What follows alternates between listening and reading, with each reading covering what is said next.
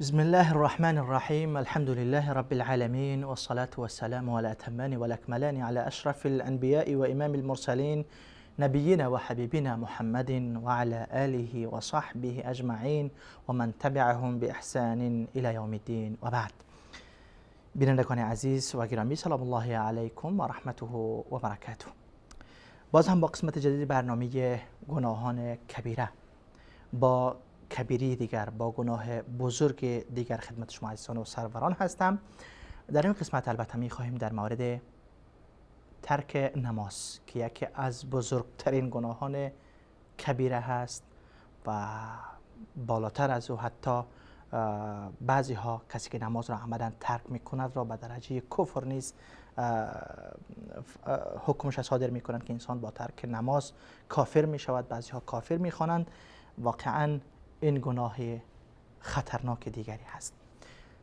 برابر است که ترک نماز باشه یا ترک هر فریضه از فرایض الهی، چیزی را الله متعال بر مسلمان مثلا فرض کرده باشه و مسلمان آن فرض را انجام نده، ترک بکنه، واقعا این گناه بزرگی است. اگر انکار کرد کافر میشه. کسی که نماز را انکار بکنه، کسی روزه را انکار بکنه، کسی حج را انکار بکنه و غیره اوامر الله متعال و فرامین الله متعال را کسی انکار بکنه که نه نماز فرض نیست، با این عقیده انسان کافر میشه کسی انکار بکنه.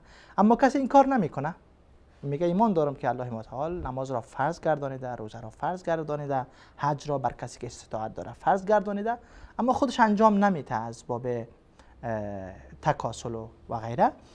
این انسان البته مرتکب گناه کبیره میشه در بقیه اوامر بر علاوه نماز. در مورد نماز حکم خاص دیگری است که در خلال این برنامه انشاءالله به آن میپردازیم. اما بقیه اوامر مثل روزه، حج، زکات و غیره را اگر کسی ایمان داره که فرض هست اما انجام نمیده، این مرتکب گناه بزرگ شده است. اگر انکار میکنه کافر میشه. اما نماز را که کسی ترک میکنه با وجودی که عقیده داره فرض است، آیا این کافر میشه نمیشه؟ اینجا حرفی داریم، اینجا گپی هست. الله متعال میفرماید که اعوذ بالله من الشیطان الرجیم فخلف من بعدهم خلف اضاعوا الصلاة واتبعوا الشهوات فسوف یلقون غیا. پس آمد بعد از آنها جانشین هایی که نماز را ضایع کردند و دنبال شهوات و خواهشات نفسشان رفتند. اینها را چی می شود؟ فسوف یلقون غیا. اینها روبرو می شوند با غی. غی چی است؟ میگن نام یک وادی است در جهنم، یعنی کسایی که نماز را ضایع می کنند. عبدالله ابن عباس که مفسر قرآن در میان اصحاب کرام شناخته می شوند میفرمایند در اینجا مراد از این که نماز را ضایع میکنن این نیست که نماز را کلا نخوانند، بلکه مراد از اضاعوا الصلاة، مراد از ضایع کردن نماز این است که نماز را از وقتش تأخیر میکنند. نماز را از وقتش تأخیر میکنه. وقتی کسی که نماز را از وقتش تأخیر بکنه او به وادی جهنم بروه. کسایی که اصلا نمیخوانه اونها را چی میشوه؟ همچنان امام تابعین سعید ابن مسیب رحمه الله میفرماید که مراد از اضاعوا الصلاة در اینجا این نیست که نماز را کلا ترک بکنه، بلکه هدف این است که نماز ظهر را به وقت عصر میخوانه، عصر را به وقت مغرب میخوانه، مغرب را در وقت عشا میخوانه، عشا را بعد از نصف شب میخوانه، نماز صبح هم بعد از طلوع آفتاب.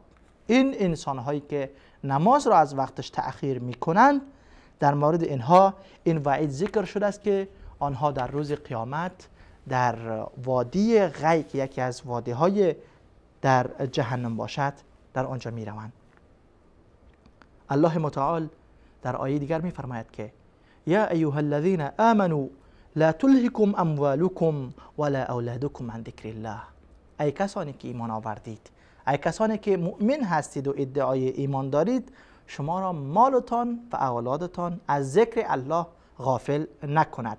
مراد از ذکر الله که در آیت می آید، اکثر مفسرین میگویند که هدف از این نمازهای پنجگانه است. پس ای مؤمنان شما را مالهایتان و اولادهایتان از نمازهای پنجگانه غافل نسازد.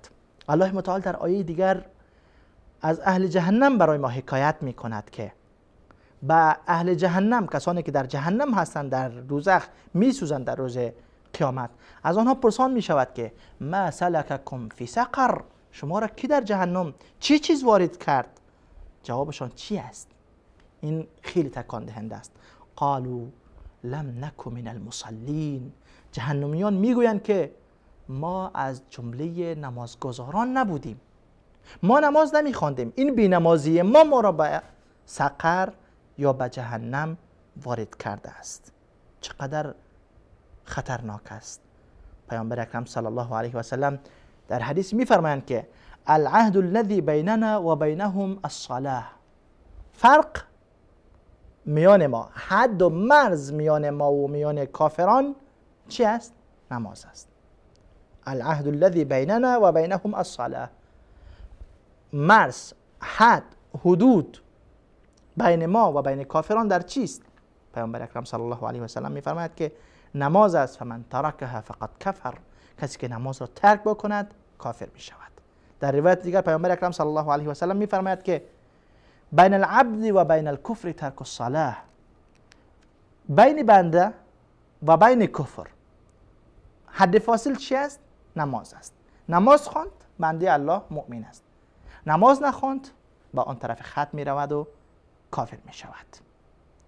در صحیح بخاری آمده پیامبر اکرم صلی الله علیه و سلم می فرماید که من فاتته صلاة العصر حبط عمله، کسی که نماز عصر او ترک می شود. نماز عصر از ویژگی خاصی در میان نمازها برخوردار است و صلاة الوسطی که در قرآن کریم می آید مراد از او اکثر مفسرین می گویند که عصر هست.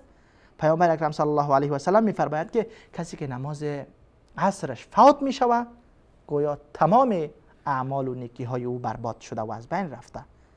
در سنن روایت است پیامبر اکرم صلی الله علیه و سلم می فرماید که من ترک الصلاة متعمدا فقد برئت منه ذمة الله، کسی که یک نماز را بدون عذر عمدن و قصدن ترک می کند یقینا او از ذمه الله متعال بیرون شده است.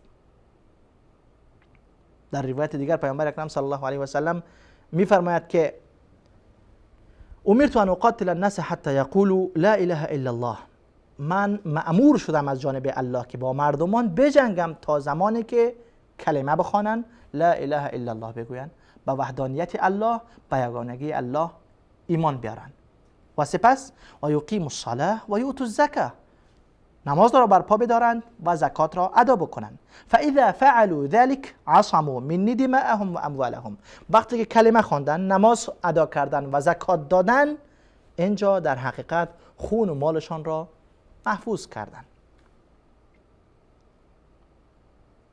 الا بحقها و حسابهم علی الله، مگر به حقش و حسابشان بر الله متعال است. در روایت دیگر می‌فرماید که من حافظ علیها كانت له نورا و برهانا و نجاتا یوم القیامه، کسی که بر نمازها همیشگی می‌کند و محافظت می‌کند، این نمازها در روز قیامت برای از او نور جور می‌شوند، دلیل او می‌شوند، راهنمای او می‌شوند و او را در روز قیامت نجات می‌دهند و باعث نجات او می‌شوند. و من لم یحافظ علیها لم تکن له نورا ولا برهانا، کسی که به نمازهای پنجگانه محافظت نکرد و همیشگی نکرد، در روز قیامت نه اون نوری داره و نه هم راهنمایی داره و نه او از آتش جهنم نجات پیدا میکنه. در روز قیامت این انسان همراه کی میباشه؟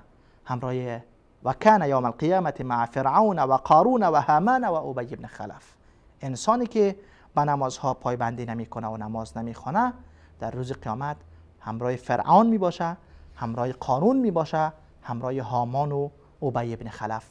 علما میگویند که هر کسی را که ملک و پادشاهی و منصبش او را از نماز باز داشت و همراه فرعون حشر میشود و کسی را که مالش از نمازها باز داشت و همراه قارون میباشه و کسی را که وزارت و اینها از نمازها باز داشت او همراه هامان میشود که وزیر فرعون بود و کسی را که تجارتش از نماز منع بکنه و همراه ابی ابن خلف حشر می شود.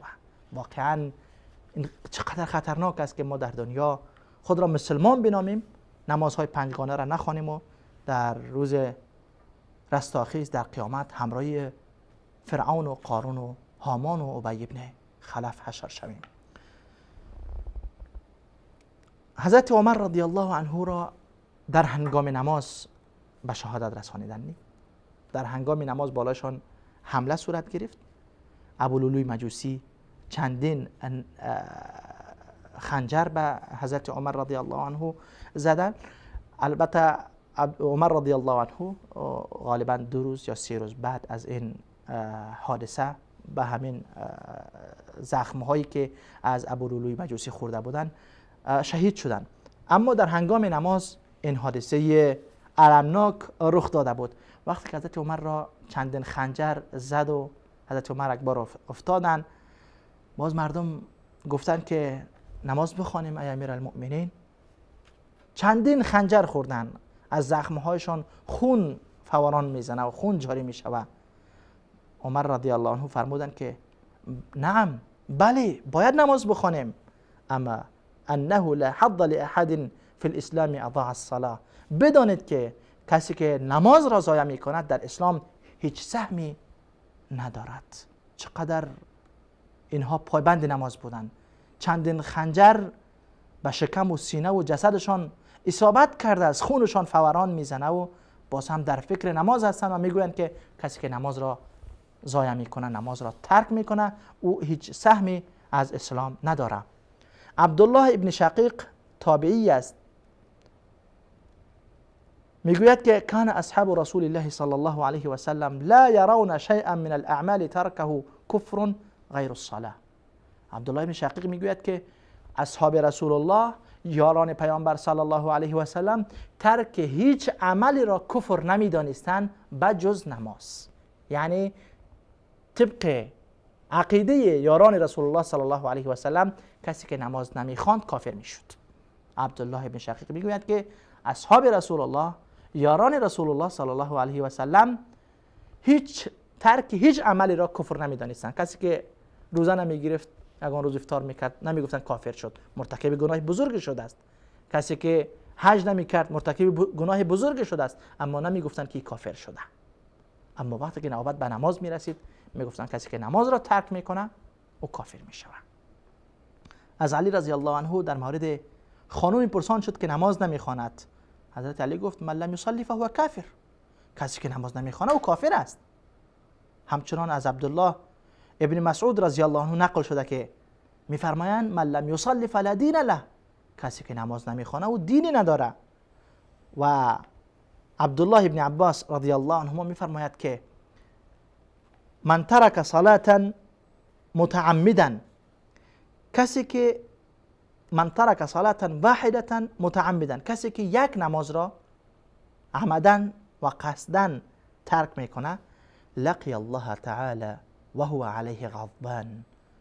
ای در هنگامی با الله ملاقات میکند و روبرو میشود که الله برای انسان بی نماز قهر میباشد، خشمگین میباشد. الله متعال قهر و غضب میکند بالای انسانی که یک نماز را عمدن و قصدن ترک میکند.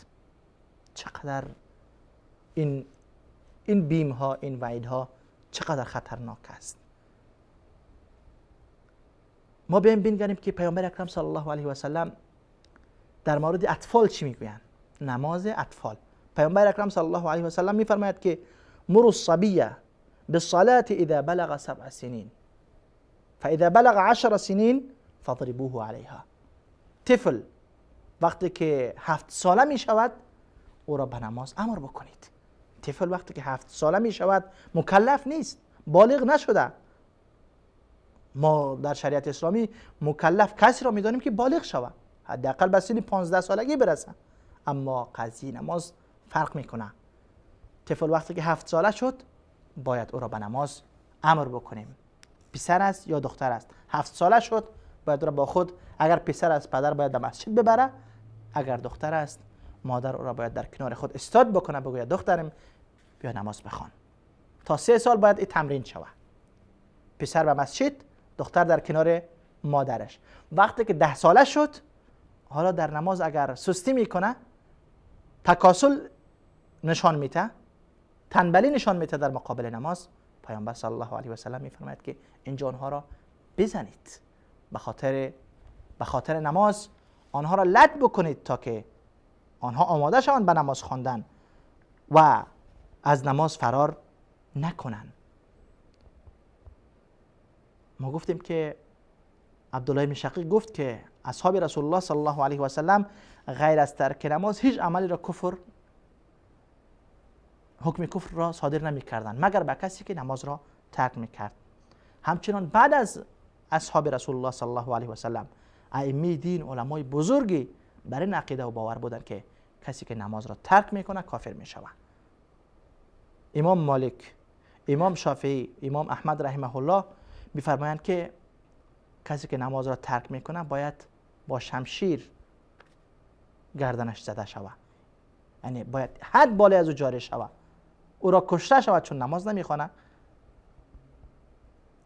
و از ابراهیم نخعی، از ایوب سختیانی، عبدالله بن مبارک، امام احمد بن حنبل و اسحاق بن راهوی، تمام این علما میفرمایند که کسی که نماز نمیخوانه او کافر است. و به حدیث پیامبر اکرم صلی الله علیه و سلم استدلال میکنند که پیامبر اکرم صلی الله علیه و سلم فرمودند که فرق میان ما، حد و مرز میان ما و کفر نماز است. کسی که نماز خواند از جمله ماست، مسلمان است. کسی که نماز نخواند او کافر است. حکایت هایی در مورد تارکین نماز خیلی زیاد است. یک حکایت از یک خانمی می شود در عهد موسی علیه السلام. حکایت چنین است که میگویند خانمی آمد نزد موسی علیه السلام، گفت ای موسی برای من استغفار بکن، از خدا بخشش بخواه، من گناهی بزرگی کردم. موسی گفت چه گناهی کردی؟ خانم گفت من اولا زنا کردم، بعد از زنا حامله شدم، طفلی به دنیا آوردم و این طفل را کشتم. حضرت موسی علیه السلام به قهر و غضب شدن، گفتن برو ای زن بدکار، برو از نزد ما، مبادا که عذاب الهی بیایه و شامل ما هم شوه. از اینجا فرار بگو که عذاب الهی بالای تو میایه و ما هم گرفتار میشیم. وقتی خانم از اینجا بیرون شد و رفت، جبریل آمد نزد موسی علیه السلام. گفت ای موسی چرا این زنی که به خاطر توبه آمده بود و استغفار آمده بود، چرا تو او را واپس کردی؟ آیا نمیدانی که بدتر از آن هم در میان امت تو هست؟ گفت ای جبرئیل بدتر از این زن کی بوده میتونه؟ زنی که هم زنا کرده و باز طفلی به دنیا آورده و طفلش را هم کشته، از این بد کی بوده میتونه؟ جبرئیل گفت که کسی که نماز را عمدن ترک میکنه. الله المستعان. در داستان دیگر از بعضی سلف نقل می شود که خواهر داشت، خواهرش وفات کرد، خواهر را برد دفن کردن، جنازه کردن، خواهرش را دفن کردن. کمی متاع و پولی که این شخص داشته در هنگام دفن کردن خواهر داخل قبر میمانه. بعدا به یادش میاد که آن مالش افتیده داخل قبر. رفت فردا تا قبر خواهرش را بکند و آن مالی که همراه میت است دفن شده و مانده اونجا اون را بیرون بکنه. وقتی قبرش را کند میگوید دیدم که در آتش میسوزد. از ترس قبر را زود بند میکند و دوان دوان طرف خانه میآید، میرود نزد مادرش، میگوید مادرم این دختر چه کار میکرد؟ مادرش گفت چه شده؟ گفت قصه را حکایت کرد که چرین مال من آنجا مانده بود، من خواستم از قبرش بیرون بکنم، دیدم در آتش میسوزد. مادرش گفت که او خواهرت در نمازها سستی میکرد، به نماز توجه نداشت. پس کسی که به نماز توجه نداره این گونه در عذاب قرار میگیره. ما قبلا آیت را خواندیم که از جهنمی ها پرسان میشود چه چیز شما را در جهنم وارد کرد؟ آنها گفتند که ما نماز نمیخواندیم. همچنان کسانی که نماز میخوانند، کسانی که ترک میکنند، خب گفتیم اقوال صحابه و علما رو در موردشان. اما کسانی که نماز میخوانند باید چند چیز را متوجه شوند. اول، ارکان نماز را باید درست انجام بدن. رکوع، سجده، تمام ارکان نماز را به درستی انجام بدن. پیامبر اکرم صلی الله علیه و سلم در مسجد نشسته بودند. مردی آمد در مسجد، 2 رکعت نماز خواند، آمد نزد رسول الله سلام کرد. پیامبر سلامش را جواب داد، گفت برو نماز بخوان، تو نماز نخواندی. این مرد باز رفت، 2 رکعت نماز خواند، باز آمد سلام داد، حتما از نماز اولگی بهتر خواند. پیامبر باز هم برش گفت که سلامش را جواب داد، گفت ارجع فصلی فانک لم تصلی، برو نماز بخوان، تو نماز نخواندی. این مرد باز رفت، نماز خواند، 2 رکعت، باز آمد سلام داد. پیامبر سلامش را جواب داد، گفت برو نماز بخوان، تو نماز نخواندی. این مرد گفت ای رسول الله، به من یاد بده، از این بهتر بلد نیستم. اینجا پیامبر اکرم صلی الله علیه و سلم فرمود که وقتی که یکی از شما نماز میخواند، وقتی که تکبیر میگوید، بعد از تکبیر باید چیزی که از قرآن بلد است بخواند، سوره فاتحه را با یک سوره دیگر. ثم ارکع حتی تطمئن راکعا، وقتی قرائت تمام میشه رکوع میکنی، خب به آرامش به رکوع برو، پشتت را راست هموار بکن و مطمئن باش در حالت رکوع. سپس دعاهای رکوع را بخوان و بعد از رکوع بلند شو. ثم ارفع حتی تعتدل قائما، بعد از رکوع بلند شو، سیده استاد شو. خب راست که استاد شدی، دعای بعد از رکوع را خواندی، بعد تکبیر گویان به سجده برو و در سجده هم خوب مطمئن شو، آرام سجده کن. دعای سجده را که خواندی باز سرت را بلند بکن، پس در میان 2 سجده درست بنشین، دعای بین 2 سجده را اینجا بخوان، بعد برو به سجده دوم و این گونه تمام نمازت را انجام بده، این گونه نماز بخوان. حالا کسایی که میاین اولا به تأخیر میاین، نماز را از وقتش تأخیر میکنن، باز وقتی که نماز میخوانن تیز نه رکوع درست، نه بعد از رکوع درست استاد میشن، نه سجده درست میکنن، نه در میان 2 سجده درست استاد میشن. اینها دزدان نماز هستند. در حدیث دیگر پیامبر اکرم صلی الله علیه و سلم اینها را دزدان نماز معرفی میکنه. پیامبر اکرم صلی الله علیه و سلم میفرمایند که بزرگترین دزدان نماز هستند. از صحابه بعضی پرسیدن از رسول الله صلی الله علیه و سلم، بعضی از صحابه، این نماز دیگه چی دزدی داره، چطور دزدی میشه؟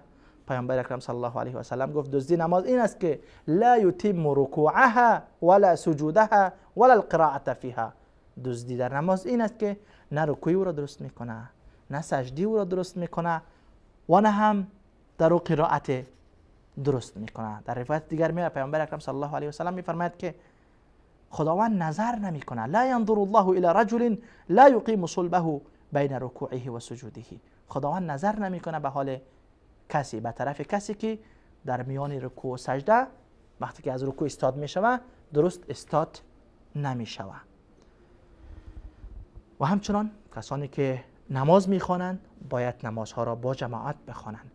مساجد به خاطر این بنا شده که ما با جماعت رفته در مساجد نمازها را ادا بکنیم. البته خانم ها اجازه دارند که در خانه بخوانند، اما آقایان و مردان مکلف هستند باید به مسجد بروند و جماعت مسلمانان را حاضر شوند. از پیامبر اکرم صلی الله علیه و سلم روایت شده، پیامبر اکرم صلی الله علیه و سلم میفرمایند که حدیث در بخاری و مسلم است، من اراده کردم که به نماز امر بکنم یک کس پیش شوه، امام شوه و دیگران مقتدی از پشتش نماز بخوانند و من یک جماعتی را بگیرم، یک جماعتی از جوانان را هیزم جمع بکنن و من برم به سراغ خانه های کسانی که اهل آن خانه ها به نماز نیامدن، به جماعت نیامدن و خانه هایشان را بر سرشان آتش بزنم. اما این کار را به خاطر نمی کنم که در خانه ها اطفال هستند و زنان هستند. اگر اطفال و زنان در خانه ها نمی بودن، برای کسانی که به جماعت حاضر نمی شد، پیامبر اکرم صلی الله علیه و سلم می رفتن خانه های آنها را به سرشان آتش می زدن. پس امر جماعت برای مردها بسیار ضروری هست، البته قول راجی در این مسئله همین است که جماعت بر بالای مردها واجب است، نه سنت مؤکده که بعضی ها میگویند، چون این وعیدهایی که ذکر می شود برای سنت چنین وعیدهایی ذکر نمی شود. در حدیث دیگر می آید مرد نابینایی آمد نزد رسول الله صلی الله علیه و سلم، گفت ای رسول الله، من مرد نابینایی هستم، چشمم نمی بیند و کسی هم در خانه ندارم که مرا به مسجد ببرد. یعنی نابینا نیاز دارد به کسی که او را از دستش بگیره و مسجد ببره. گفت نابینا هستم و کسی هم ندارم در خانه که مرا به مسجد ببرد. آیا اجازه میتین برای من که در خانه نماز بخوانم؟ پیامبر اکرم صلی الله علیه و سلم دید که مرد نابیناست و راهنمایی هم نداره که او را به مسجد ببره. گفت درست است، اجازه است برای تو در خانه نماز بخوان. این مرد از اینجا از نزد رسول الله بلند شد و حرکت کرد. وقتی که حرکت کرد پس پیامبر اکرم صلی الله علیه و سلم این مرد را فریاد کرد، گفت بیا اینجا. آمد گفت آیا تو اذان را میشنوی؟ گفت بله اذان را میشنوم، گوشهایم درست است میشنوم. پیامبر اکرم صلی الله علیه و سلم گفت وقتی که اذان را میشنوی پس جواب بدی، یعنی بیا به مسجد به جماعت حاضر شو. وقتی که برای یک نابینایی که راهنما نداره پیامبر اکرم صلی الله علیه و سلم اجازه نمیدهند که نماز را در خانه بخوانه، پس کسانی که صحت و سالم و تندرست و جوان از نمازهای جماعت فرار میکنند چه عذری دارند؟ در داستانهای سلف اگر ما بریم، در داستانهای سلف وقتی که ما میبینیم مردانی را میبینیم که سبحان الله به چه حالتی آنها نمازهای جماعت را ترک نمیکردند. در مورد ربیع ابن خیثم گفته میشود که یک طرفش فلج زده بود، یک طرفش از کار افتاده بود، یک طرف جسدش، یک دست و پا کلا از کار افتاده بود، کار نمیداد. باز هم در میان دو مرد تکیه کنان به مسجد میرفت برای نماز جماعت. برش گفته شد که تو معذور هستی، یک طرف جسدت فلج هست، در خانه نماز بخوان. گفت چطور ما در خانه نماز بخوانم، در حالی که پیامبر اکرم صلی الله علیه و سلم میفرماید که وقتی که صدای مؤذن را میشنوید جواب بدهید. من حی علی الصلاه حی علی الفلاح را میشنوم، چطور ما در خانه نماز بخوانم؟ همچنان از حاتم اصم روایت شده که یک بار از نماز جماعت ماندم، نماز جماعت از من فوت شد. بعد از نماز ابو اسحاق بخاری آمد برای تعزیت ما، در حالی که ما اهل دنیا یک کسی اگر طفلش فوت بکنه، یک عزیزش فوت بکنه، به تعزیت او میرویم، اما سلف ترک شدن یک جماعت را یک مصیبت بزرگ میپنداشتند، به خاطر تعزیت او میرفتند. و در این میان دو نماز خیلی مهم است. البته نماز عشا و نماز فجر پیامبر اکرم صلی الله علیه و سلم میفرماید که این دو نماز مشکل ترین نماز برای منافقین هست. مشکل ترین نماز برای منافقین نماز عشا و نماز صبح است. عشا وقت جلسه و نشستن و قصه و گفتگو هست، صبح هم که وقت خواب است. در این دو نماز منافقین حاضر شده نمیتونن. عبدالله ابن عمر رضی الله عنه میفرماید که وقتی که ما میدیدیم کسی را که در مسجد در نماز عشا نیست یا در نماز صبح نیست، ما در مورد او فکر میکردیم که شاید او منافق شده باشد. واقعا این زندگی سلف را وقتی ما میبینیم و پابندی و همیشگی آنها را در مورد نمازها و خصوصا در نماز جماعت میبینیم و سپس خود را مقایسه بکنیم که ما در چه جایگاه قرار داریم. اگر امروز اصحاب رسول الله زنده می بودن، اکثر ما را میگفتند که اینها منافق هستند، نه در نماز صبح حاضر میشوند، نه در نماز عشا حاضر میشوند، یگان و خوششان داد در نماز مغرب میایند اکثر میزنند و میروند. الله المستعان و علیه التکلان. الله همین ما را توفیق بدهد که خالص تنها عبادت او را به گونه‌ای که پیامبر اکرم صلی الله علیه و سلم بیان کردند و برای ما رساندند همان گونه عبادت بکنیم، همان گونه نماز بخوانیم. قسمی که یاران رسول الله صلی الله علیه و سلم نماز می‌خواندند، زحمت می‌کشیدند. الله همین ما را توفیق بدهد و از جمله کسان نگرداند که در روز قیامت خدای نکرده به جهنم برویم و صدا بزنند که پرسان کنند فلانی چه شد که اینجا آمدی؟ بگوییم که والله ما نماز نمی‌خواندیم، یا نماز را با جماعت ادا نمی‌کردیم، یا نماز را در وقتش نمی‌خواندیم. الله همین ما را توفیق بدهد و از جمله نمازگزاران واقع بگرداند. تا قسمت بعدی، الله یار و مددگارتان. و السلام علیکم و رحمت الله و برکاته.